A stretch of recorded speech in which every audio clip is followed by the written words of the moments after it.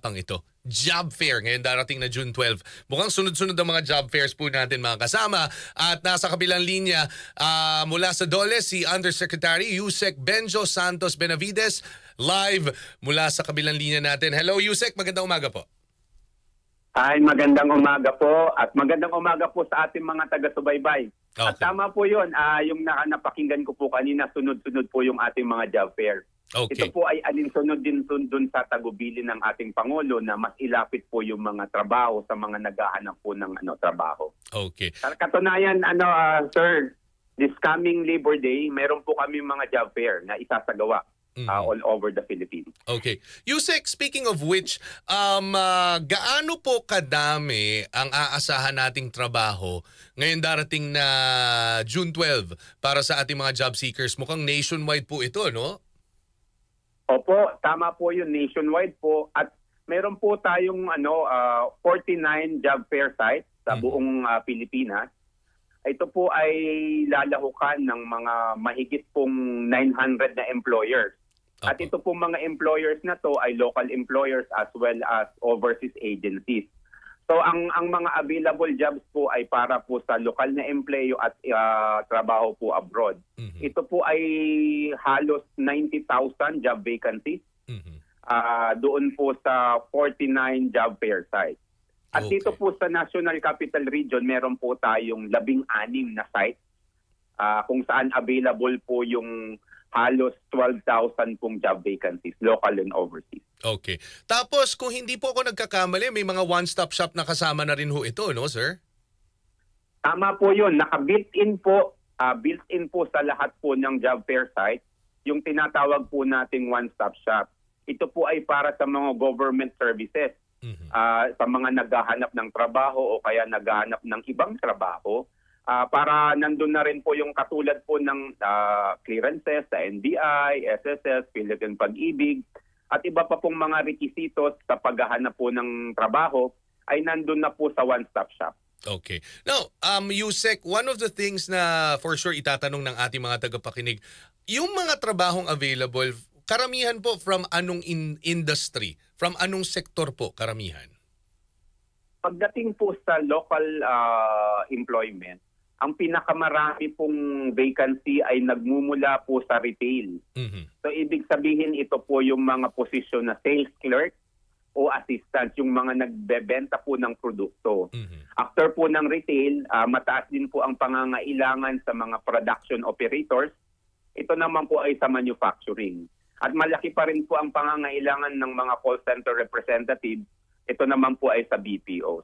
So yan po ang pagdating sa local employment. Pagdating naman po sa overseas, marami po ang hinahanap na factory workers, nurses, cleaners at mga carpenters.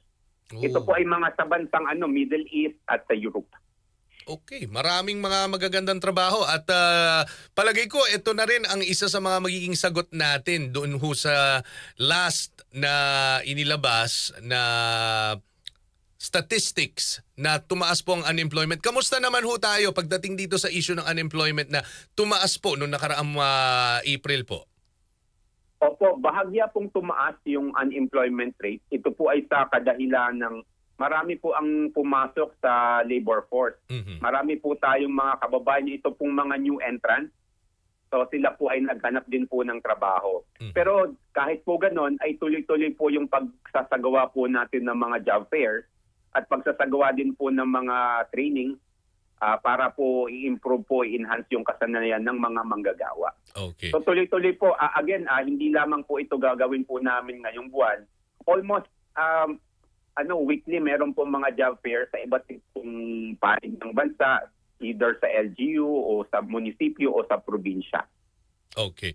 And sir, eto, matanong ko lang ho kayo kasi eto kakalabas lang ho noong June 6 ng inilabas na ITUC, yung International Trade Union Confederation Global Rights Index, at sinasabi nga po na ang Pilipinas po ay kabilang po sa 10 worst countries for workers. Kayo po, ano reaksyon niyo ho dito? Well, ano po, hindi naman po ako bago sa Department of Labor and Employment. Opo. At alam niyo po, yung pagkakabilang po natin doon po sa 10 worst countries for workers, parang hindi po siya sumasalamin sa tunay na katayuan o sa mga nangyayari po dito po sa ating bansa. Kung titingnan niyo po yung mga kasama po natin doon sa grupong yun, ay ang layo naman po ng labor relation situation ng Pilipinas. Ano po, rinerespeto po natin yung pananaw ng mga nagsagawa po ng survey. And by the way, yung ITUC po kasi, ito po ay isang organisasyon ng mga national union. At yung resulta po, ito pong resultang ito, ay bahagi po ng inikot po nilang mga questionnaires doon po sa mga miyembro po nilang national union. At ito pong mga national unions na ito ay nanggagaling sa mga mahigit 150 countries. So tinatanong po nila yung mga unionista kung ano po yung kalagayan ng pag-union sa kanilang bansa. At dito po sa Pilipinas, alam niyo po, hindi ko rin po lubos maintindihan kung bakit ang rank po natin ay doon sa nakasama po tayo doon sa sa 10 worst countries. Ibig sabihin, doon po kasi pag titingnan po natin yung technical notes nung survey, nung resulta, ito po ay ang description po noon ay no guarantee of right. Ibig sabihin, ang sabi po noon, kahit po may mga legislation that spells out yung mga certain rights, ay wala pong access ang mga manggagawa sa mga karapatang ito at expose po yung mga manggagawa sa autocratic regime. Parang hindi naman po sumasalamin yun sa kalagayan ng mga manggagawa ngayon. Ang mga manggagawa po natin may kalayaang mag-union, may kalayaan po mag-strike. At meron din po silang karapatan sa pag-uunion sa mga pagawaan at pagkakaroon po ng mga collective bargaining agreement. So, nung mga nakaraang administrasyon na naisama na rin po ang Pilipinas dito, at yun po yung lagi po naming sinasabi, ang pagkakasali po ng Pilipinas doon po sa 10 worst countries ay hindi po sumasalamin doon sa tunay na katayuan ng labor relation situation dito po sa ating bansa. Okay. And actually, eto sa totoo lang po, nakikita naman ho natin kung anong ginagawa ng Department of Labor and Employment para sa ating mga manggagawa. Kaya parang, yun nga, marami rin na nagtatanong, paano pumasok dito ang Pilipinas, Yusek? Based po kasi ito sa perception ng mga naging bahagi ng survey, pinadalhan po ng questionnaire.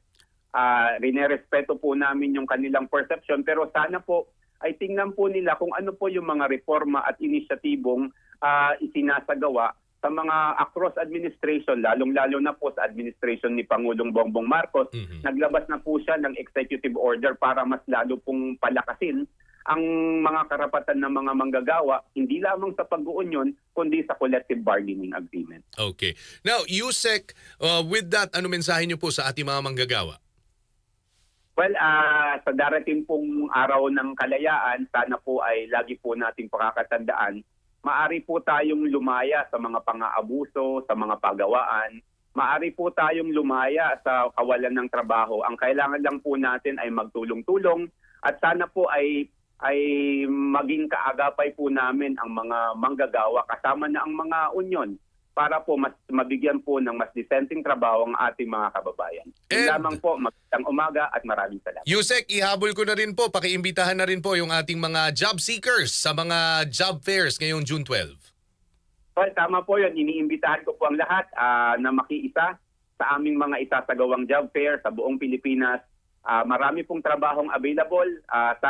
Ang akin pong apila, maghanda po kayo at sana makahanap po kayo ng trabaho at maging hired on the spot. Maraming salamat at magandang umaga po. Thank you very much, Yusek. Mabuhay po kayo and as always, mabuhay ang Dole. Salamat po at magandang umaga po. Salamat po. Maraming salamat. Ayan po si Yusek Benjo Santos Benavides ng Department